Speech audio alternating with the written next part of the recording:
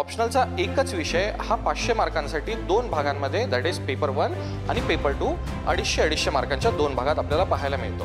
ह्या विषयांमध्ये आपल्याला एकूण तशी तर 27 विषयांची लिस्ट आहे, ज्याच्यातला एक सामान्यतः प्रचलित असलेला एक विषय म्हणजे भूगोल, जिओग्राफी ऑप्शनल। भूगोल या विषयात असलेले सगळे सिद्धांत आणि या सगळ्या सिद्धांताचा अतिशय सखोल असलेला अभ्यास आपल्याला पेपर 1 मध्ये पाहायला मिळतो। पेपर 1 मध्ये आपण समजा कन्सिडर केलं तर दोन भागात हा भाग वाटला जातो, दॅट इज फिजिकल जिओग्राफी आणि सेकंड इज ह्यूमन जिओग्राफी। आपल्याला प्रामुख्याने पाहता येईल की सगळ्यात जास्त वेळ ऑलमोस्ट 70% ऑफ द टाइम जो आहे हा पेपर 1 मध्येच जाणार आहे। प्लेट टेक्टॉनिक थेअरी नावाचा एक सिद्धांत आहे। हा सिद्धांत जो प्रामुख्याने पूर्णपणे एक 360 डिग्री अँगल याचा अभ्यास आपल्याला पाहायला मिळणार आहे पेपर 1 मध्येच। हा पेपर 1 चा अभ्यास झाल्याच्या नंतर याचंच इम्प्लिमेंटेशन पेपर 2 मध्ये आपल्याला पाहायला मिळतं। What you should do is spend maximum amount of time on the paper 1 where you can clear your concept. The concept should be much clearer because as the concept will be clear, the paper 2 will be much easier for you. भूगोल हा विषय optional म्हणून घेण्याचे काय फायदे आहे, काय तोटे आहे? सो प्रोज मध्ये काय आहे तर it is one of the most highest scoring topic.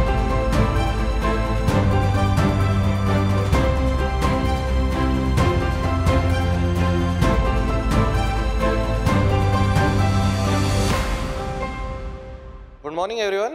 आज आपण बघणार आहे जिओग्राफी ऑप्शनल या विषयासंदर्भात असलेली सर्व प्रकारची माहिती।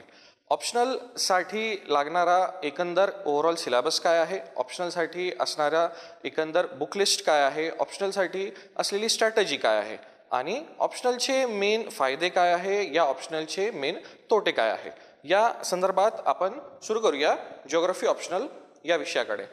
एकंदर ऑप्शनल समजा आपण पकडला तर हा UPSC असेल किंवा MPSC असेल या दोन्ही परीक्षांच्या मुख्य परीक्षेचा भाग आहे, मेन्स पेपरचा पार्ट आहे। मेन्स पेपरमध्ये आपल्याला जसं माहित आहे सिलेबसमध्ये दिलेल्या एकूण पेपरपैकी एक विषय दॅट इज ऑप्शनल सब्जेक्ट हा आपल्याला दोन पेपरमध्ये पाहायला मिळतो।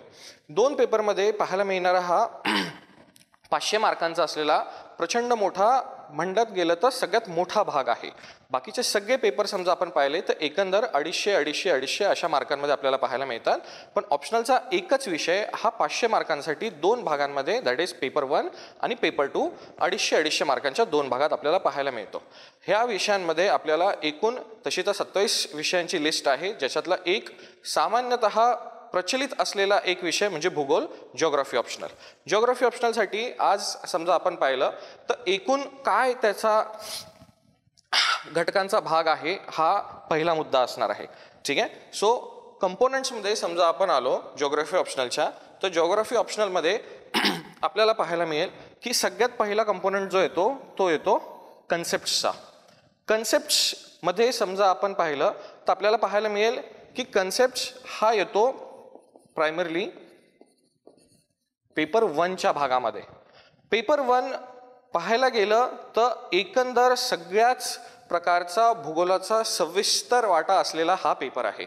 म्हणजे या भागामध्ये आपल्याला पाहायला मिळेल की प्रामुख्याने भूगोल या विषयात असलेले सगळे सिद्धांत आणि या सगळ्या सिद्धांताचा अतिशय सखोल असलेला अभ्यास आपल्याला पेपर 1 मध्ये पाहायला मिळतो। पेपर 1 मध्ये आपण समजा कन्सिडर केलं तर दोन भागात हा भाग वाटला जातो, दॅट इज फिजिकल जिओग्राफी आणि सेकंड इज ह्यूमन जिओग्राफी।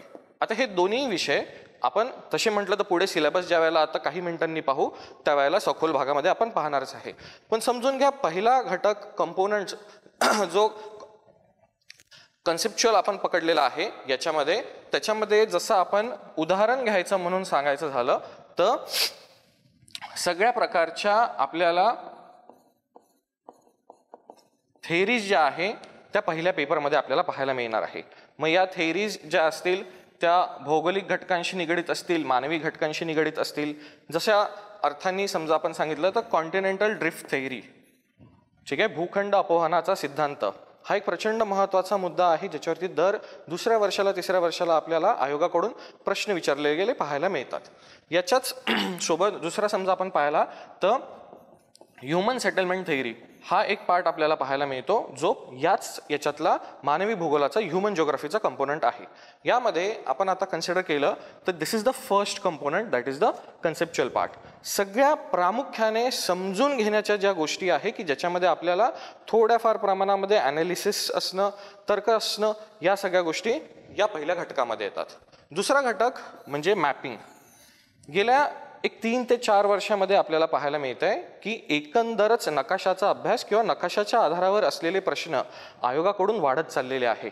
आयोगाला हे अपेक्षित आहे की नकाशाचा अभ्यास, आणि तो अभ्यास फक्त म्हणजे अशा प्रकारे नाही की नकाशात कुठले ठिकाण कुठे आहे किंवा नकाशाचा एकूण पुस्तकी अभ्यास तुम्हाला आहे का, नकाशाच्या एकूण घटकांचे वैशिष्ट्य तुम्हाला समजून घेता येतात का, हे आयोगाला अपेक्षित असतं. जसं की आपण एक उदाहरण समजा पाहिलं तर आपल्याला पाहायला मिळेल की एकूण जगाच्या नकाशामध्ये समजा आपण लक्षात घेतलं तर 15 अंश उत्तर नॉर्थ पासून तर 35 अंश उत्तर या अक्षांशाच्या पट्ट्यामध्ये, या लॅटिट्यूडनल रेंजमध्ये आपल्याला मेजर जगातल्या सगळ्या डेव्हलप्ड इकॉनॉमीज पाहायला मिळतात. याच्या वर कुठलीही आपल्याला तशी इकॉनॉमी पाहायला मिळत नाही किंवा याच्या दक्षिणेला खाली कुठलीही आपल्याला तशी इकॉनॉमी पाहायला मिळत नाही. मग या भागामध्ये काय असे भौगोलिक जिओग्राफिकल फॅक्टर, भौगोलिक घटक असे काय आहे की जे या ठिकाणी आर्थिक संपन्नता प्रदान करण्यामध्ये प्रचंड महत्त्वाचे ठरलेले आहे. हा एक भाग समजा आपण पाहिला तर याच्यासोबतच दुसऱ्या पेपरमध्ये मॅपिंगचं अतिशय जास्त महत्त्व आहे. ऑप्शनलचा दुसरा पेपर जो प्रायमरीली आपल्याला पाहायला मिळतो एकूण इंडियन जिओग्राफीवरती, भारताचा संपूर्ण भूगोल, भारताचा सर्वअंशीय भूगोल आपल्याला या ठिकाणी पाहायला मिळतो. या भागात समजा आपण पाहिलं तर पहिलाच प्रश्न जो येतो त्याच्यामध्ये तुम्हाला भारताचा नकाशा दिलेला असतो, तुम्हाला मॅप प्रोव्हाइड करण्यात आलेला असतो आणि या मॅपमध्ये आपल्याला एकूण भारताशी संबंधित असलेल्या 20 ठिकाणांची आपल्याला माहिती द्यायची आहे आणि त्याबरोबर त्या असलेल्या ठिकाणांना मॅपवरती पॉईंट करायचे की हे नेमके येतात कुठे. जसं अजिंठ्याचं लेणं आहे, हे अजिंठ्याचं लेणं समजा भारताच्या नकाशावर आपल्याला पॉईंट करायचं झालं ते भारताच्या मध्य भागात येईल, दक्षिण भागात येईल, पूर्वेकडे येईल, कुठे नेमकं ते असणार आहे हे पॉईंट करणं आणि मग त्याच्यानंतर त्याच्याबद्दल एक 30 शब्दात माहिती लिहून काढणं. हा भाग झाला आपल्याला मॅपिंगचा. यासोबतच मॅपिंग फक्त एवढ्या पुरतं नाही तर मॅपिंग एकूण आपल्याला संपूर्ण भागाशी जोडते. म्हणजे समजा आपल्याला भारताच्या नकाशात असलेले भौतिक, असलेले आर्थिक हे सगळे वैशिष्ट्य माहिती असतील, जसं की भारतामध्ये आज आपण कोळसा हा सगळ्यात जास्त ऊर्जा उत्पादन करणाऱ्या घटकांमधला एक प्रमुख घटक आहे. हे सगळे घटक समजा आपण पकडले तर अशा प्रकारे अजून किती अनेक घटक आहे की जे भारतामध्ये ऊर्जा उत्पादनासाठी आपल्याला मदत करतात. मग यांची भौगोलिक असलेली जागा भारताच्या नकाशामध्ये कुठे आहे आणि मग त्या अनुषंगाने कुठल्या राज्याचा विकास कशा प्रकारे त्या असलेल्या घटकांच्या आधारे होईल. म्हणजे आपण समजा महाराष्ट्र हे राज्य भारताच्या नकाशावर पाहिलं तर महाराष्ट्राकडे आज स्वतःचा कोळसा, कोल हे आहे.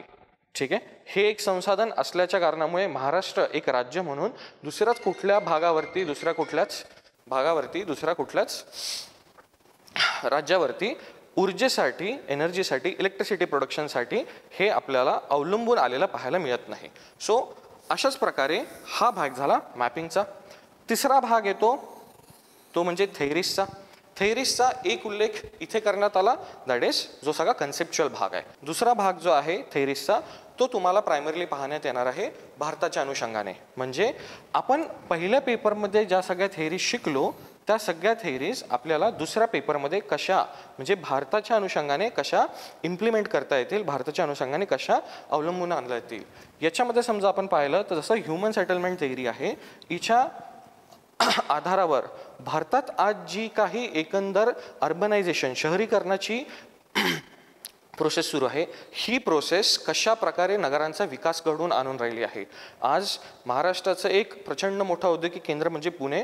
पुण्याची समजा आज आपण नगर रचना पाहिली तर आज पुण्यामध्ये खूप मोठ्या अडचणी सद्यस्थितीत असलेल्या नगर रचनेमुळे उद्भवून राहिल्या आहे. यामध्ये आपण ट्रॅफिकचा इश्यू असेल, यामध्ये आपण घरांसाठी राहण्याची जागा असेल, यामध्ये आपण असलेली एकूण दळणवळणाची साधने असतील, हा सगळा इश्यू समजा आपण पाहिला तर हा आपल्याला थेअरीजच्या माध्यमातून आता भारतासाठी कसा इम्प्लिमेंट करता येईल, भारतावर कसा हा आपल्याला उपयोगीत आणता येईल, हा भाग याच्यामध्ये आपल्याला पाहायला मिळतो.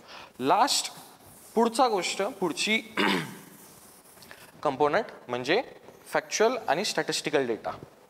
यामध्ये काय येऊन राहिलं, एकदम सिंपल टर्ममध्ये समजा तुम्हाला सांगायचं झालं तर फॅक्च्युअल डेटामध्ये आता समजून घ्या की भारतामध्ये किती प्रमाणामध्ये स्टीलचं प्रोडक्शन होतं. एकूण भारतामध्ये समजा आपण आज पाहिलं तर भारत हा जगातल्या पहिल्या 3 स्टील उत्पादन देशांपैकी एक आहे. पण मग 3 मध्ये आहे म्हणजे नंतर एकूण उत्पादनाची अमाऊंट किती आहे. ठीक आहे, ही असलेली अमाऊंट आपल्याला एकूण अर्थव्यवस्थेच्या चालनेमध्ये कशी मदत करते. आता हा जो स्टील प्रोडक्शनचा पार्ट आहे हा फॅक्च्युअल आहे, हा स्टॅटिस्टिकल आहे. It is a fact, simple. So हा जो फॅक्ट आहे हा आपल्याला as a statistic, as a factual data म्हणून लक्षात ठेवायचा आहे. अशाच प्रकारे भारतामध्ये असलेले विविध वेगवेगळे घटक म्हणजे आता ते खनिज असतील, ते पीक असतील, भारतामध्ये असलेले दळणवळणाचे साधनं असतील, यांच्याशी निगडीत असलेला डेटा. म्हणजे समजा आता आपण विचार केला तर भारतामध्ये जगातलं 2ऱ्या नंबरचं सगळ्यात मोठं रोड नेटवर्क आहे. सगळ्यात जास्त 2ऱ्या क्रमांकावर रस्त्यांचं जाळं आपल्याकडे आहे.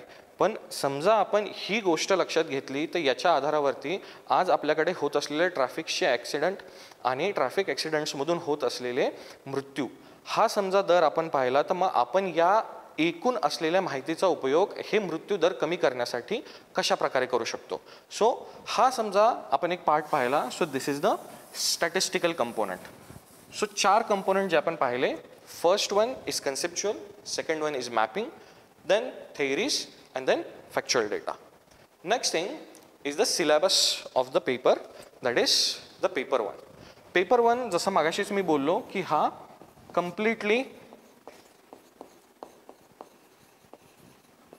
कन्सेप्च्युअल पेपर आहे. ठीक आहे, कन्सेप्च्युअल पेपर आहे. त्याच्यामध्येच आपल्याला पहिला भाग जो येतो that is the part A of the paper 1 is the physical geography. Then part B of the paper 1 is the human geography, मानवी भूगोल. या सगळ्यामध्ये आपल्याला सगळ्यात महत्त्वाचा भाग जो येतो तो म्हणजे फिजिकल जिओग्राफी, भौतिक भूगोल. भौतिक भूगोलामध्ये सगळ्यात पहिला मुद्दा आहे जिओमॉर्फॉलॉजी, भूरूपशास्त्र. भूरूपशास्त्र हे एकूण आपल्याला भूपृष्ठावर दिसत असलेल्या सगळ्या भौतिक वैशिष्ट्यांचे म्हणजेच बेसिकली जे डोंगर, नद्या, दऱ्या ह्या सगळ्या वेगवेगळ्या भौतिक वैशिष्ट्यांचं आपल्याला जे स्वरूप पृथ्वीच्या भूपृष्ठावर दिसतं that is the land surface features of the earth are basically studied under the geomorphology. जिओमॉर्फॉलॉजीची मुळात व्याख्याच ही अशा प्रकारे आहे की it deals with the origin, evolution and the destruction of land features on Earth's surface. Simple. So now if we consider this, हा physical geography मधला प्रचंड जास्त महत्त्वाचा मुद्दा आहे. का बरं? कारण की एकूण समजा पेपरमध्ये येणारे आपण प्रश्न पाहिले तर त्याच्यामध्ये 40% वेटेज असलेला हा आपल्याला मुद्दा पाहायला मिळतो. जिओमॉर्फॉलॉजीचा एकट्याचा सिलेबस जेवढा आहे त्याची डेप्थ जितकी आहे तेवढी मिळून या बाकीच्या सगळ्यांची पण आपल्याला पाहायला मिळत नाही. पण जसे मी बोललो की हा 40% भाग आहे, उरलेला 60% भाग या सगळ्या विषयांचा आपल्याला असणार आहे. दुसरा विषय जो असेल दॅट इज क्लायमेटॉलॉजी. क्लायमेटॉलॉजीमध्ये आपल्याला हवामानाशी निगडीत सगळ्या प्रकारच्या बाबींचा अभ्यास आहे. मग त्याच्यामध्ये आपल्याला एकंदर ऋतुचक्र, मान्सून, वातावरणाचे असलेले विविध थर, मग या सोप्या मुद्द्यांपासून तर थेट हवामान बदल, जागतिक तापमान वाढ आणि मग या सगळ्यांचा असलेला मानवांवरती परिणाम म्हणजे दरवर्षी होत असलेल्या मान्सूनच्या बदलामध्ये जो काही आपल्याला भाग पाहायला मिळतो त्याच्यामुळे आपल्या कृषीवरती काय परिणाम होत आहे. भारताच्या असलेल्या एकूण पर्जन्य रचनेमध्ये आपण समजा पाहिलं तर आपल्याला काही ठिकाणी अतिशय जास्त पर्जन्य पाहायला मिळतं तर त्याच वेळेत काही ठिकाणी अतिशय कमी पर्जन्य पाहायला मिळतं.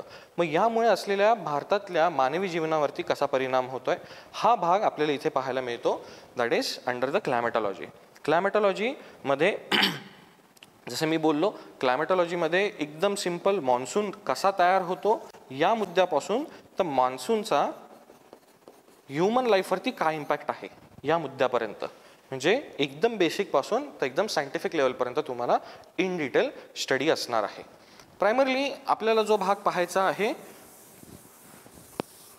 तो दोन मुख्य मुद्द्यांना घेऊन असणार आहे. एक म्हणजे भारत आणि भारताचा असलेला एकूण हवामान, एकूण भारतात असलेलं क्लायमॅटिक नेचर, आणि दुसरं म्हणजे की जग, की जगामध्ये एकूण समजा आपण पाहिलं तर आज दक्षिण अमेरिका खंड किंवा आफ्रिका खंड, त्यासोबतच आशियाचा भाग, या सगळ्या भागांमध्ये असलेलं तापमान, या सगळ्या भागांमध्ये असलेलं हवामान, बदलत असलेल्या जागतिक तापमानासोबत यांचं बदलत असलेलं हवामान, त्याचा असलेला जागतिक वैशिष्ट्यांवरचा परिणाम, जसं की मान्सून हा भारतासाठी प्रचंड महत्त्वाचा असलेला विषय, हा फक्त भारतापुरता मर्यादित नाही आहे.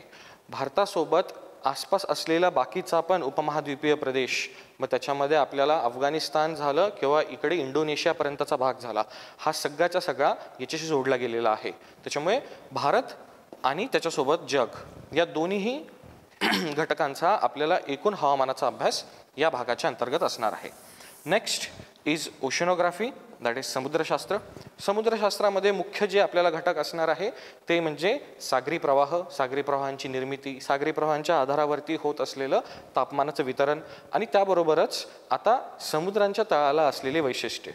म्हणजे आज समजा आपण पाहिलं तर भूखंडांवरती आपल्याला जसे डोंगर, दऱ्या, नद्या पाहायला मिळतात, तशाच आपल्याला डोंगर, दऱ्या या समुद्राच्या तळातही पाहायला मिळतात. समुद्राचा तळ हा प्रचंड जास्त प्रमाणामध्ये विस्तारलेला आहे.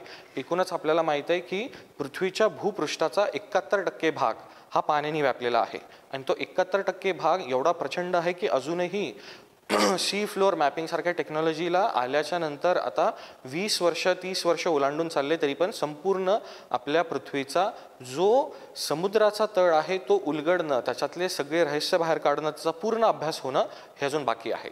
त्याच्यामुळे समुद्रशास्त्र जसं मी बोललो याच्यामध्ये मुख्यतः ओशन करंट्स, सागरी प्रवाह हा भाग, त्याच्यानंतर एकूण जगात असलेले जे सगळे मुख्य महासागर आहे म्हणजे Indian ocean, Atlantic ocean, Arctic ocean, Antarctic ocean, Pacific ocean, या 5 असलेल्या मुख्य महासागरांच्या तळाची संरचना आपल्याला अभ्यासामध्ये आहे, ज्याच्यामध्ये अर्थातच सगळ्यात महत्त्वाचा आपल्यासाठी जो आहे तो आहे भारतीय महासागर, दॅट इज द हिंद महासागर, Indian ocean. Indian ocean region वरती समजा आपण पाहिलं तर भारताची ओव्हरऑलच नेव्हल फोर्स, भारताचं ओव्हरऑलच आपल्याला नैसर्गिक संरक्षण हे अवलंबून असलेलं पाहायला मिळतं. त्याच्यामुळे भारताचा तळ हा महत्त्वाचा ठरतो. नेक्स्ट इज बायोजिओग्राफी, जैवभूगोल. याच्यामध्ये समजा आपण सगळ्यात मुख्य मुद्दा कुठला येतो तो समजा पाहिला तर दॅट इज सॉइल फॉर्मेशन, मृदेची निर्मिती. मग एकंदरच मृदेच्या निर्मितीसाठी कारणीभूत असलेले घटक, मृदेच्या निर्मितीसाठी कारणीभूत घटक कशावर अवलंबून असतात हा भाग, मृदेचे किती प्रकार पडत आहे, भारतामध्ये किती मृदेचे प्रकार आहे, महाराष्ट्रामध्ये किती मृदेचे प्रकार आहे, प्रत्येक मृदेचा प्रकार बनत असताना त्याच्यावर कुठल्या घटकांचा काय परिणाम झाला, त्या परिणामांमुळे आज जी मृदा आपल्याला विविध भागांमध्ये दिसते ती मृदा ही कशा प्रकारचे पिकं आपल्याला देत आहे, what kind of crops do we get from what kind of a soil. Different types of soil give different type of crops. महाराष्ट्राच्या काही भागांमध्ये आपल्याला पाहायला मिळते की प्रचंड प्रमाणात ऊसाची लागवड केली जाते, त्यासोबतच काही भागामध्ये अतिशय कमी पाणी असल्यामुळे त्या ठिकाणी तूर, सोयाबीन अशी पिकं घेतली जातात. मग एकाच राज्यात असलेल्या या 2 भागांमध्ये एकाच मातीपासून 2 असे पिकं घेतले चालले की ज्यांचं स्वरूप, ज्यांचं एकूण आपण समजा हवामानाशी निगडीत असलेला संदर्भ पाहिला तर तो एकदम विविध आहे, एकदम वेगळा आहे. सो सगळ्यात महत्त्वाचा भाग म्हणजे सॉइल आणि सॉइलचे असलेले मग बाकीचे सगळे घटक. बायोजिओग्राफी चा हा भाग झाला की मग त्याच्यानंतर नेक्स्ट पोर्शन जो येतो that is environmental geography. Environmental geography हा खरं पाहायला गेलं तर या सगळ्यांचाच एक सार आपण पकडू शकतो. एन्व्हायरमेंटल जिओग्राफीमध्ये आपल्याला हवामानशास्त्रामध्ये असलेलं क्लायमेट चेंज, बदलत असलेलं हवामान, त्याच्यानंतर ग्लोबल वॉर्मिंग, जागतिक तापमान वाढ, यापासूनच या सगळ्यांचा परिणाम होऊन मृदेमध्ये होत असलेले बदल. ठीक आहे, जसं की काही ठिकाणी प्रचंड जास्त पाऊस पडत असल्यामुळे त्या ठिकाणची मृदा जी आहे ही पडत असलेल्या पावसाच्या वाहत्या पाण्यासोबत त्याच्यात असलेले सगळेच्या सगळे जे काही न्यूट्रिएंट्स आहे हे वाहून नेल्यामुळे अतिशय निकृष्ट दर्जाची होऊन जाते. काही ठिकाणी याच्या अगदी उलट होते. काही ठिकाणी आपल्याला पाण्याची अतिशय जास्त कमतरता असल्यामुळे त्या ठिकाणची जी माती आहे त्याच्यामध्ये सुपीकता ही पुन्हा येण्यासाठी त्या ठिकाणी पाणी जे क्षार घेऊन येतात तेच उपलब्ध नसतात. त्यामुळे आपल्याला या असलेल्या भौगोलिक घटकांमुळे जो बदल घडून येताना दिसतोय तो बदल कशा प्रकारचा परिणाम करतोय. यानंतर समजा आपण पाहिलं तर सगळ्या प्रकारचे आपल्याला आपत्ती म्हणून दर्शवणारे जे सगळेच्या सगळे घटक आहे, म्हणजे ज्याच्यामध्ये आपण अर्थक्वेक पकडू शकतो, फ्लड ज्याला आपण मराठीत पूर म्हणतो हे पकडू शकतो.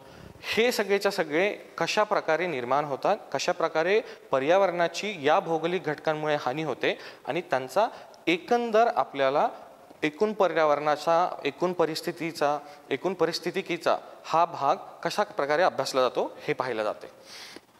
हा भाग झाला की नेक्स्ट पार्टकडे येऊया. That is the part 2 of paper 1. That is the part B, human geography. Human geography पहिला पार्ट येतो पर्स्पेक्टिव्ज इन ह्यूमन जिओग्राफी और perspectives in geography in self. नाव कन्सिडर करा पर्स्पेक्टिव्ह इन जिओग्राफी मध्ये प्रायमरली आपल्याला पाहायला मिळते की जिओग्राफी ॲज अ टॉपिक कसा इव्हॉल्व्ह झालेला आहे. जिओग्राफीमध्ये वेगवेगळे विचारवंत होऊन गेले. वेगवेगळ्या विचारवंतांनी त्यांचे वेगवेगळे विचार भूगोलाच्या संदर्भात हा विषय ॲज अकॅडमिक डिसिप्लिन म्हणून कसा डेव्हलप झाला पाहिजे याच्यासाठी वेगवेगळे पर्स्पेक्टिव्ह मांडले. हे पर्स्पेक्टिव्स आपल्याला मुख्यतः या भागात शिकायला मिळतात. दुसरा भाग जो आहे तो आहे इकॉनॉमिक जिओग्राफीचा, आर्थिक भूगोलाचा. मगाशी जसं पहिल्या पेपरच्या बाबतीत बोलत असताना मी बोललो की महाराष्ट्राकडे कोळसा आहे, दुसऱ्या राज्यांकडे अजून जे काही खनिजं असतील, अशा प्रकारे एकूण आपण पूर्ण भारताचा विचार केला, एकूण पूर्ण जगाचा विचार केला तर आर्थिकदृष्ट्या काय भौगोलिक घटक आपल्याला कुठल्या भागांमध्ये महत्त्वाचे पाहायला मिळतात, त्यांचं महत्त्व भौगोलिकदृष्ट्या कसं आहे, मानवीदृष्ट्या कसं आहे, यांचा परस्परांशी संबंध काय आहे, हा सगळा भाग आपल्याला मुख्यतः या भागामध्ये पाहायला मिळणार आहे. दॅट इज इकॉनॉमिक जिओग्राफी, आर्थिक भूगोल. Next is population and settlement, लोकसंख्या आणि वसाहती. एकंदर आपण समजा पाहिलं तर आपल्याला जसं मागाशी मी पुण्याचं उदाहरण देऊन सांगितलं की पुणे हे टियर 1 सिटी म्हणून आज महाराष्ट्रामध्ये पकडलं गेलेलं शहर आहे की मुंबईनंतर दुसरं सगळ्यात मोठं शहर, दुसरी सगळ्यात मोठी आर्थिक ताकद जी महाराष्ट्रात आहे ती पुणे शहराची आहे. पण पुणे शहरामध्ये आज आपण समजा ट्रॅफिकचे इश्यू पाहिले, त्यानंतर मेट्रोचं बांधकाम पाहिलं तर एकंदर या सगळ्या गोष्टी आणि मग पुण्यामध्ये होत असलेल्या विकासासोबत पुण्यामधून बाहेरून येणारी गर्दी, पुण्यामध्ये असलेल्या गर्दीचं नियोजन, या सगळ्या गोष्टींना आपण या भागामध्ये अभ्यासणार आहोत की कशा प्रकारे एका ठिकाणी असलेल्या लोकसंख्येचे नियोजन असते, त्यांची एकूण जी काही संरचना आहे ती नगररचनेच्या आधारावरती कशी प्रकारे केली जाते, त्याच्यासाठी असलेले विविध सिद्धांत, विविध उदाहरणं, हे सगळे आपल्याला या भागामध्ये अभ्यासले जाणार आहे. त्यानंतर नेक्स्ट इज रिजनल प्लॅनिंग. आज समजा आपण महाराष्ट्र पाहिला तर महाराष्ट्राच्या भागावर आपल्याला वेगवेगळे विभाग, वेगवेगळे रिजन्स पाहायला मिळतात. जसं पश्चिम महाराष्ट्राचा भाग आहे, कोकणाचा भाग आहे, त्याच्यानंतर विदर्भ आहे, मराठवाडा आहे. भारताच्या भागामध्ये आपण समजा असं आपण पाहिलं तर वेगवेगळे भाग आपल्याला पाहायला मिळतात. प्रत्येक रिजनची एक स्पेसिफिक जिओग्राफी आहे, प्रत्येक रिजनचं एक स्पेसिफिक क्लायमेट आहे, प्रत्येक रिजनची एक डिफरंट पॉप्युलेशन आहे. कोकणामध्ये असलेली एकंदर आपण समजा जिओग्राफी पाहिली तर त्या ठिकाणी आपल्याला खूप वेगळ्या प्रकारची घटक पाहायला मिळतात आणि त्याच्या मानाने समजा आपण त्याच राज्यातला एक दुसरा भाग म्हणजे मराठवाडा हा समजा आपण पाहिला तर इथे आपल्याला असलेले भौगोलिक घटक खूप वेगळ्या प्रकारचे पाहायला मिळतात. दोन्ही भागांमध्ये असलेले वेगवेगळे घटक अभ्यासून मग त्या ठिकाणी असलेली एकंदर त्या भागाच्या विकासासाठी भौगोलिक घटकांच्या आधारावरती असलेली काय प्लॅनिंग असली पाहिजे, काय नियोजन असलं पाहिजे, या सगळ्या गोष्टी आपल्याला मुख्यतः रिजनल प्लॅनिंगमध्ये पाहायला मिळतात. त्याच्यानंतर model, theories and laws in human geography. याच्यामध्ये मुख्यतः आपण समजा पाहिलं तर मानवी भूगोल आणि मानवी भूगोलाशी निगडीत असलेले विविध सिद्धांत. म्हणजे आज समजा आपण मानवी भूगोल पाहिला तर भारत हा जगातली सर्वात तरुण असलेली लोकसंख्येचा देश आहे. डेमोग्राफिक डिव्हिडंड इंडियाचं सगळ्यात जास्त यंगेस्ट पॉप्युलेशननी भरलेलं आहे. नाव आता या डेमोग्राफिक डिव्हिडंडसोबत नेमकं करायचं काय, इतकी जी तरुण मंडळी आपल्याकडे आहे, या तरुण मंडळींना कशा प्रकारे या डेमोग्राफीला म्हणजे या पॉप्युलेशन जिओग्राफीला कशा प्रकारे हाताळायचं, यांची एकंदर प्लॅनिंग काय असली पाहिजे, याच्यासाठीचे मॉडेल्स, याच्यासाठीच्या थेअरीज, या सगळ्या गोष्टी म्हणजे एकंदर ज्या मानवी भूगोलाशी किंवा मानवी जीवनाशी भौगोलिकदृष्ट्या जोडल्या जाणाऱ्या आहे, या सगळ्या आपल्याला याच्यामध्ये पाहायला मिळतात. हा भाग झाला प्रायमरली पेपर 1 सिलेबसचा. याच्यानंतर समजा आपण पुढच्या भागात आलो तर बुक लिस्टकडे समजा आपण आलो तर आपल्याला पाहायला मिळेल की पेपर 1 च्या बुक लिस्टमध्ये आपल्याला primarily physical geography Savindra Singh, ठीक आहे, त्याच्यानंतर introduction to physical geography Alan Strahler, त्याच्यानंतर physical geography by diagrams by Bunnett. हे 3 प्रचंड महत्त्वाची पुस्तकं आहेत. याच्यामध्ये सगळ्यात महत्त्वाचं जे आहे ते म्हणजे physical geography by Savinder Singh. Next part जो येतो त्याच्यामध्ये physical geography thoughts on contextual history of ideas, that is R.D. Dikshit. हे दुसरं सगळ्यात महत्त्वाचं असलेलं पुस्तक आहे. Next is moderns in geography by Majid Husain and human geography by Majid Husain. हे 2 पुस्तकं. हा झाला पेपर 1च्या ओव्हरऑल बुक लिस्टचा पार्ट. पेपर 2 मध्ये समजा आपण आलो तर पेपर 2 साठी खरं म्हटलं तर एक पुस्तक जे संपूर्ण सिलेबसला कव्हर करतं, ठीक आहे, ते झालं Indian comprehensive geography, that is by D.R. Khullar. हे एक पुस्तक. त्याच्यानंतर भारताच्या आर्थिक भूगोलाचा भाग ज्या पुस्तकामध्ये आपल्याला पूर्णपणे कव्हर करून मिळेल, that is Indian economy by Datt and Sundharam. हे एक पुस्तक. त्याच्यानंतर Indian agriculture by Rohini Gutte madam, हे एक पुस्तक. आणि India through maps by Prem Patel, म्हणजे नकाशाच्या अभ्यासासाठीचं हे एक पुस्तक. हे पुस्तकं सगळ्यात जास्त महत्त्वाचे, सगळ्यात जास्त रेलेव्हंट टू द सिलेबस, सगळ्यात जास्त रेलेव्हंट टू द एक्झाम हे आपल्याला पाहायला मिळणार आहे. यांच्यानंतर समजा आपण आलो तर स्ट्रॅटेजी काय असणार आहे, ठीक आहे. एकूण सगळा सिलेबस समजा आपण डोळ्यासमोर घेतला तर स्ट्रॅटेजी जी येते ती 2 भागात, that is simple paper 1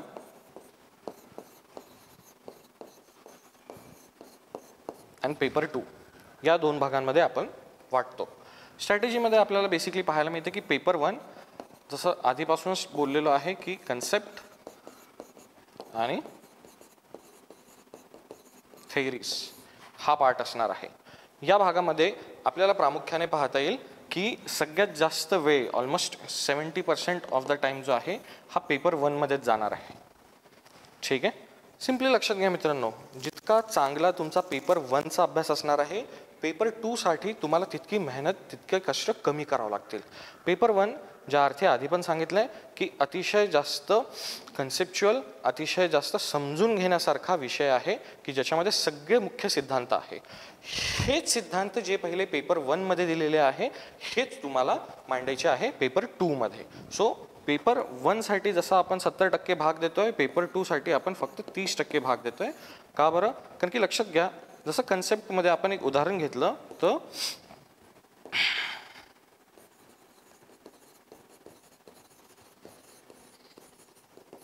plate tectonic theory नावाचा एक सिद्धांत आहे. हा सिद्धांत जो प्रामुख्याने पूर्णपणे एक 360 डिग्री अँगल याचा अभ्यास आपल्याला पाहायला मिळणार आहे पेपर 1 मध्येच. हा पेपर 1चा अभ्यास झाल्याच्या नंतर याचंच इम्प्लिमेंटेशन पेपर 2 मध्ये आपल्याला पाहायला मिळतं हिमालयाच्या निर्मितीसाठी, फॉर्मेशन ऑफ हिमालय. आता हिमालयाची निर्मिती कशी झाली याच्यासाठीचा लागणारा जो सगळा बेस आहे, याच्यासाठी सगळ्याचा लागणारा जो मूळ सिद्धांत आहे, तो मूळ सिद्धांत आहे पहिल्या पेपरमध्ये, that is the conceptual part, that is the plate tectonics theory. Plate tectonics theory तुमचं जितकं व्यवस्थित झालेलं असेल तितके कमी कष्ट तुम्हाला लागतील हिमालयाच्या निर्मितीला समजून घेण्यासाठी, हिमालयाच्या एकूण फॉर्मेशनला समजून घेण्यासाठी. So basically this is the primary strategy that what you should do is spend maximum amount of time on the paper 1 where you can clear your concept. The concept should be much clearer because as the concept will be clear, the paper 2 will be much easier for you. हा झाला एकदम basic part की स्ट्रॅटेजीमध्ये तुम्ही जो पकडणार आहे. याच्यानंतर consider करा सिलेबसचा पोर्शन समजा आपण या प्रकारे स्ट्रॅटेजाइज केला तर पुढचा पार्ट येतो तो म्हणजे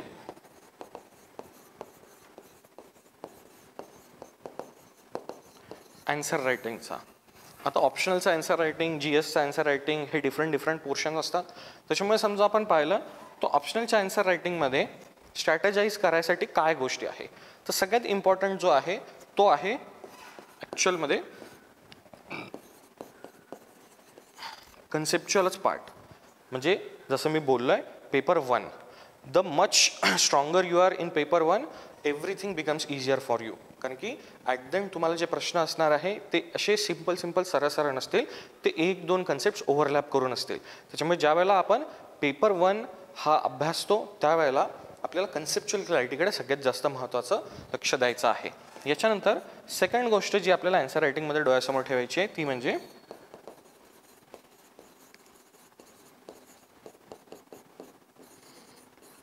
डायग्राम्स आणि मॅप. भूगोल हा एक असा विषय आहे मित्रांनो की ज्याच्यामध्ये तुम्ही विदाऊट डायग्राम्स किंवा विदाऊट मॅप मार्क मिळवणं फार दूरचीच गोष्ट होऊन जाते. हे फार कठीण गोष्ट आहे, पण आहे की तुम्हाला एका असलेल्या उत्तरामध्ये ॲटलिस्ट 2 वेळा 3 वेळा डायग्राम काढायचं काम पडतं ऑब्व्हियसली. कारण की त्याच्याशिवाय तुम्हाला कन्सेप्ट क्लिअरली मांडता येणार नाही, तुमचं प्रेझेंटेशन कमी पडू शकतं, ज्या अर्थी आपल्याला मार्क कमी मिळू शकतील. त्याच्यामुळे सगळ्यात इम्पॉर्टंट पोर्शन जो इथे येतो दॅट इज डायग्राम्स आणि मॅप. आन्सर रायटिंगमध्ये या 2 गोष्टींवर स्ट्रॅटेजायझेशन करणं गरजेचं आहे. त्यामुळेच डायग्राम्सची असलेली प्रॅक्टिस, मॅप्सची असलेली प्रॅक्टिस आणि कन्सेप्च्युअल पार्टचं असलेलं रिव्हिजन, हे 2 भाग जे आहे ते या एकूण मुद्द्यामध्ये आपल्याला सगळ्यात मुख्य पाहायला मिळतात. सो हा झाला भाग स्ट्रॅटेजीचा पोर्शन झाला की नेक्स्ट पार्ट इज की आता डायरेक्ट मुद्द्याकडे येऊया की काय फायदे तोटे आहे जिओग्राफी ऑप्शनलचे. भूगोल हा विषय ऑप्शनल म्हणून घेण्याचे काय फायदे आहे, काय तोटे आहे. सो प्रोजमध्ये काय आहे तर it is one of the most highest scoring topic. समजा तुम्ही पाहिलं तर सगळ्यात कॉमन टॉपिक जे आहे, कॉमन जे सगळे टॉपिक आहे त्याच्यामध्ये जिओग्राफी आहे, पॉलिटिकल सायन्स आहे, सोशोलॉजी आहे, ठीक आहे. या सगळ्यांचा समजा तुम्ही एक ॲव्हरेज स्कोअर पाहिला सगळ्या कॉमन टॉपिक्सचा, तर तुम्हाला पाहायला मिळेल की जिओग्राफीमध्ये तुम्हाला सरासरी एकंदरच 280+ स्कोअर पाहायला मिळतो. आता इथून पुढे 280+ आणि त्याच्या पुढचा जो स्कोअर असेल तो आपण किती मेहनत करतो याच्यावर डिपेंड करते. पण एक सर्वसाधारणपणे तुम्ही समजा मार्क पाहिले तर याच्यामध्ये आपल्याला 280च्या आसपास स्कोअर आलेला पाहायला मिळतो. कॉमन टॉपिक्स आहे, इझिली अवेलेबल गायडन्स आपल्याला याच्यामध्ये पाहायला मिळते की खूप इझिली रिसोर्सेस मिळतात, पुस्तकांची अजिबात कमी नाही आहे. उलटा एकेका टॉपिकसाठी जास्त पुस्तकं आपल्याला या ठिकाणी अवेलेबल आहे. कुठलाच टॉपिक आपल्याला जिओग्राफीमधला असा नाही आहे की जो तुम्हाला खूपच त्याच्यासाठी रिसर्च करावं लागतं का शोधावं लागतं आहे. फार इझिली एखादी गोष्ट तुम्ही गुगल केली किंवा यूट्यूबवर पण तुम्ही एखादं टॉपिक सर्च केलं तर त्याशी रिलेटेड व्हिडिओज मिळतात, त्याशी रिलेटेड आर्टिकल्स मिळतात, त्याच्याशी रिलेटेड खूप माहिती आपल्याला फार सोप्या पद्धतीने मिळून जाते. त्याच्यानंतर अतिशय जास्त इंटरडिसिप्लिनरी आहे. इंटरडिसिप्लिनरी किंवा ज्याला आपण ओव्हरलॅपिंग म्हणतो.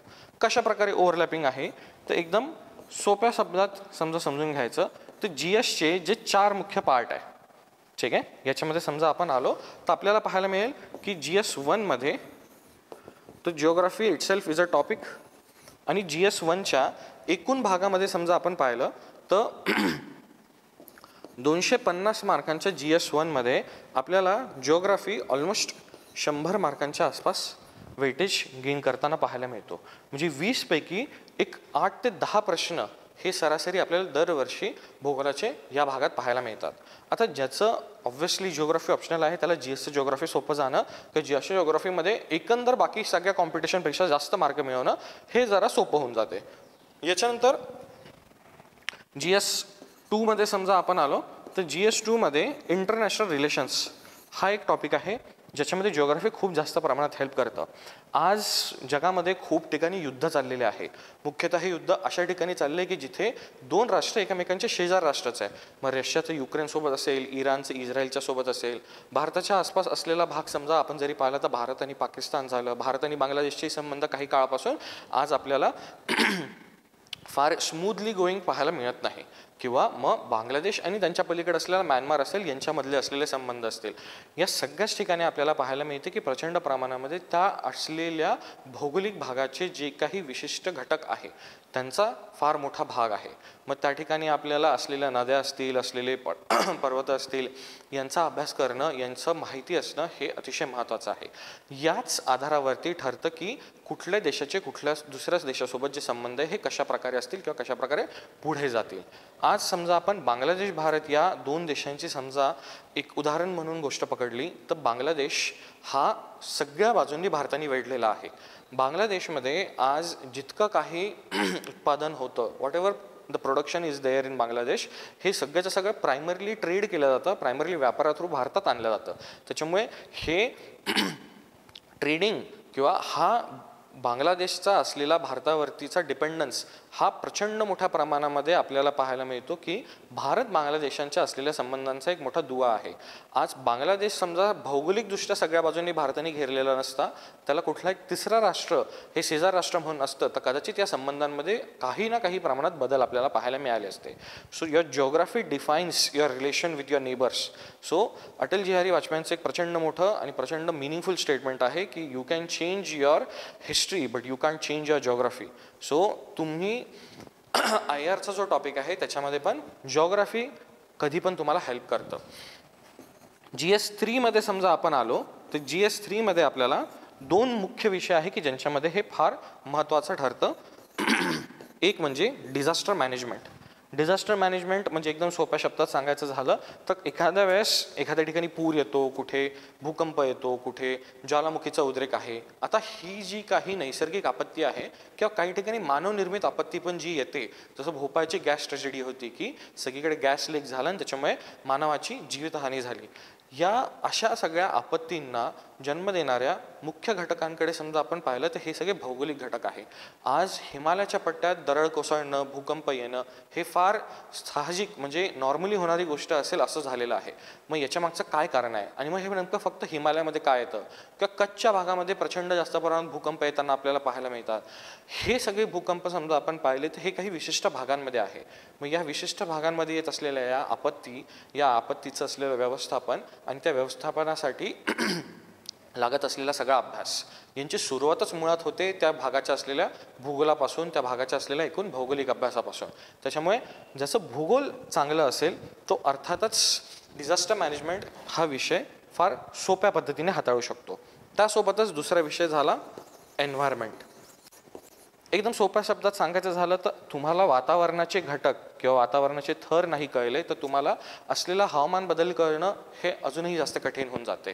जागतिक तापमान वाढ कशी होत आहे, ओझोनचा थर हा कमी होऊन राहिला आहे, तर मुळात नेमका ओझोनचा थर भौगोलिकदृष्ट्या वातावरणाच्या कुठल्या थरामध्ये आहे, त्याची तिथे संरचना कशी होते, त्याची निर्मिती कशी होते, त्याची घट होऊन राहिली तर ती घट कशी होते, हा सगळा जो भाग आहे हा सगळ्याचा सगळा भाग मुख्यतः भौगोलिक घटकांनी भरलेला आहे. त्याच्यामुळे ज्या वेळेला आपण पर्यावरणाचा अभ्यास करतो, पर्यावरणाच्या घटकांचा अभ्यास करतो, त्या घटकांच्या मागे मूळ जे मुद्दे असतात हे सगळे भौगोलिक मुद्दे असतात. त्याच्यामुळे आपल्याला भूगोल हा विषय या ठिकाणी प्रचंड महत्त्वाचा पाहायला मिळतो.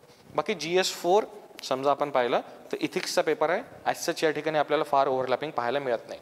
पण समजा GS मध्ये कन्सिडर केलं तर तुम्ही 100 मार्क GS1च्या भूगोलाचे पकडा, 20 मार्क इथे IRचे पकडा, 20 मार्क और लेट्स से 30 मार्क जे आपल्याला एक 2 ते 3 प्रश्नांच्या रूपामध्ये आपल्याला डिझास्टर मॅनेजमेंट GS3 मध्ये आलेले पाहायला मिळतात. आणि सिमिलरली 30 मार्क्स हिअर ॲज वेल.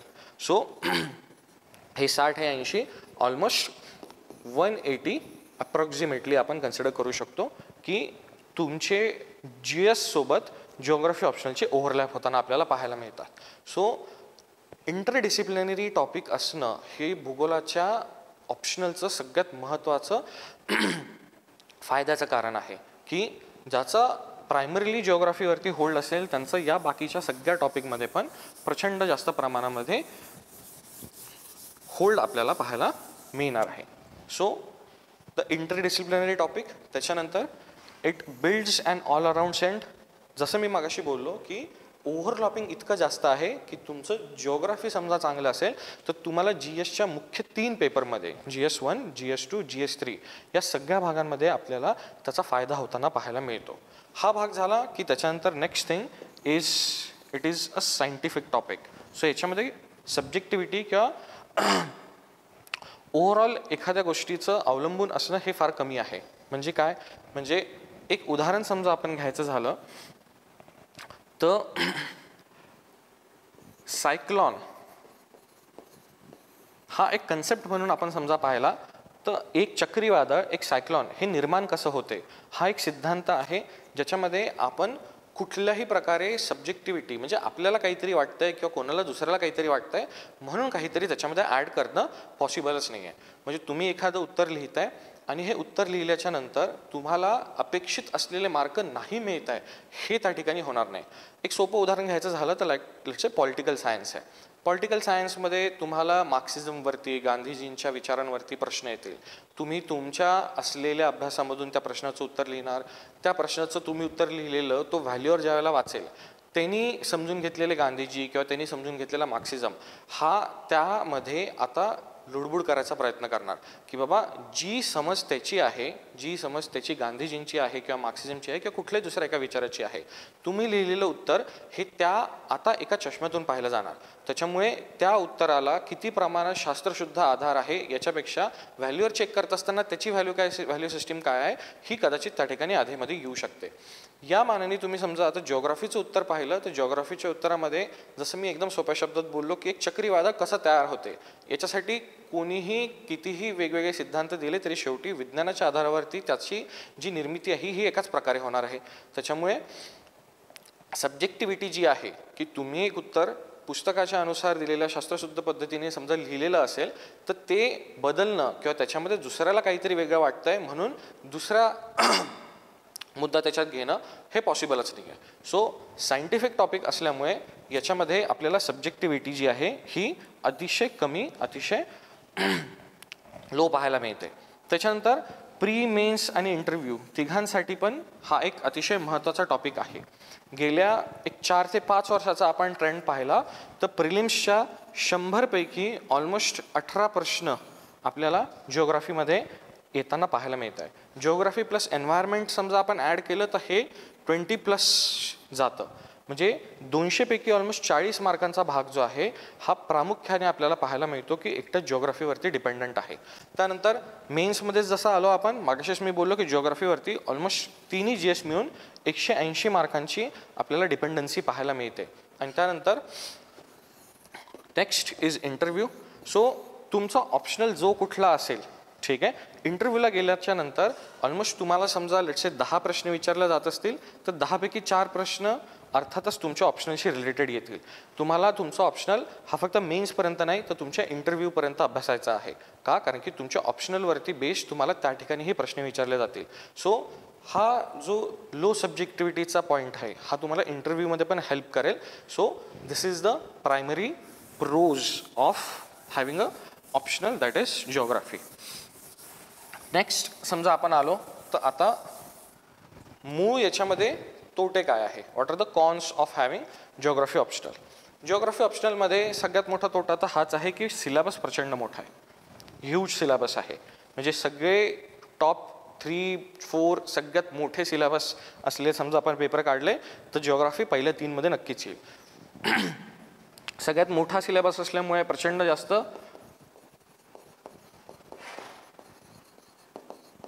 मेमरायझेशन आपल्याला पाहायला मिळणार. म्हणजे खूप गोष्टी असणार आहे की जे आपल्याला लक्षात ठेवायचे, खूप सिद्धांत आहे, सिद्धांतांमधले बारीक बारीक मुद्दे आहे की जे आपल्याला लक्षात ठेवावं लागतील. सो रिव्हिजन खूप जास्त लागेल. नेक्स्ट इज सायंटिफिक टॉपिक आहे, त्याच्यामुळे ऑब्जेक्टिव्हिटी हाय आहे. म्हणजे तुम्हाला समजा एखाद्या प्रश्नाचं उत्तर तंतोतंत अभ्यास करून आलेले असाल तर कुठलाच पॉईंट असा नाही येणार मधात की ज्याच्यामुळे तुम्हाला उत्तर लिहिता येणार नाही. जसं मगाशी आपण बोललो की कन्सिडर करा सायक्लॉन फॉर्मेशनचं समजा आपण उदाहरण घेतलं तर सायक्लॉन फॉर्मेशनच्या निर्मितीसाठी लागणारे काही 4 मुद्दे आहे. जे 4 मुद्दे तुमचे टिक झाले 4 मुद्दे तुम्ही व्यवस्थित लिहून आले तर तुमचा एकही पॉईंट असा नाही आहे की ज्याच्यावरून तुमचे मार्क कमी करण्यात येऊ शकतील. सो ऑब्जेक्टिव्हिटी हाय असल्यामुळे की एकही मुद्दा असा नाही आपल्याला पकडता येत की ज्याच्यावरून तुमच्या मार्कांना कुठे काहीतरी अडचण निर्माण होईल. पुढे जसं मी बोललो की सिलेबस मोठा आहे, त्याच्यामुळे मेमरायझेशन खूप जास्त आहे, खूप गोष्टी लक्षात ठेवण्याच्या आहे. टॉपिक कॉमन असल्यामुळे कॉम्पिटिशन खूप जास्त आहे. मेन्ससाठी UPSCचा समजा आपण विचार केला तर ऑलमोस्ट एक 10,000 पोरं सिलेक्ट होतात, म्हणजे प्रिलिम क्लिअर करून पुढे जातात. ऑलमोस्ट या 10,000 मुलांपैकी 1/4 दॅट इज 2,500 मुलं हे जिओग्राफी ऑप्शनलचे आपण पकडतो. 2,000 ते 2,500 किंवा कधी कधी 3,000 हे मुलं आपल्याला जिओग्राफी ऑप्शनल पाहायला मिळतात. सो जसं कॉमन टॉपिक्सबद्दल मगाशी मी बोललेलो की सगळे टॉप 3 कॉमन टॉपिक्स आपण समजा पकडले तर त्याच्यामध्ये जिओग्राफी ऑप्शनल हा येतो आणि त्यामुळे या ठिकाणी कॉम्पिटिशन पण भरपूर जास्त आहे जिओग्राफीसाठीची. Next is resource terrorism. मगाशी ज्या प्रकारे मी बोललेलो की रिसोर्सेस खूप जास्त आपल्याला इथे पाहायला मिळतात. एकेका टॉपिकसाठी 4-4 पुस्तकं आहे. 4-4 पुस्तकं असल्यामुळे आपल्याला कळत नाही कधी कधी की नेमकं कुठल्या पुस्तकातलं काय वाचावं किंवा कुठल्या पुस्तकामधलं कुठला मुद्दा उचलावा. सो एवढा पोर्शन झाला की आपल्याला बाकी तर अशी असंच अडचण म्हणून काही नाहीच आहे. So these are the cons. हे आपल्याला तोटे म्हणून पाहायला मिळतात की जे आपण जिओग्राफी ऑप्शनसाठी पकडू शकतो. ठीक आहे. So this is all about geography optional. Thank you. So next is paper 2. Paper 2 is all about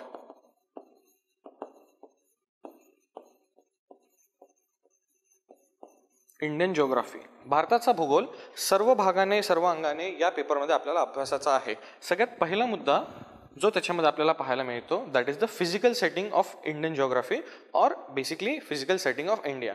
भारताच्या भूगोलामध्ये भौतिक वैशिष्ट्य मुख्य आपल्याला काय पाहायला मिळतात. भारताच्या एकूण भागामध्ये भौगोलिक विभाग किती आहे, प्रत्येक विभागामध्ये डोंगरदऱ्या किती आहे.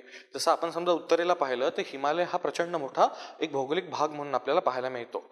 याच्यामध्ये मग किती प्रकारचे वेगवेगळे डोंगर आपल्याला हिमालयात पाहायला मिळतात, हिमालयन भागात असलेल्या नद्या कुठल्या, हिमालयन भागात असलेले ग्लेशियर्स ज्यांना आपण मराठीत हिमनद्या असं म्हणतो हे कुठले.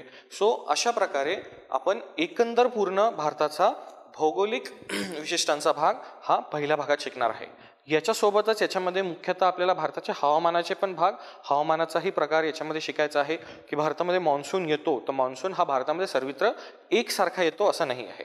भारताच्या पश्चिमी भागामध्ये असलेला मान्सून याचं स्वरूप वेगळं आहे, पूर्वी भागात येत असलेला मान्सून याचं स्वरूप आहे, दक्षिणी भागामध्ये येत असलेला मान्सून याचं स्वरूप वेगळं आहे. त्यामुळे भारताच्या एकूण भौगोलिक भूगोलाचा भाग हा आपल्याला पहिल्या पार्टमध्ये दॅट इज फिजिकल सेटिंग्समध्ये पाहायला मिळतो. नेक्स्ट इज रिसोर्सेस, संसाधने.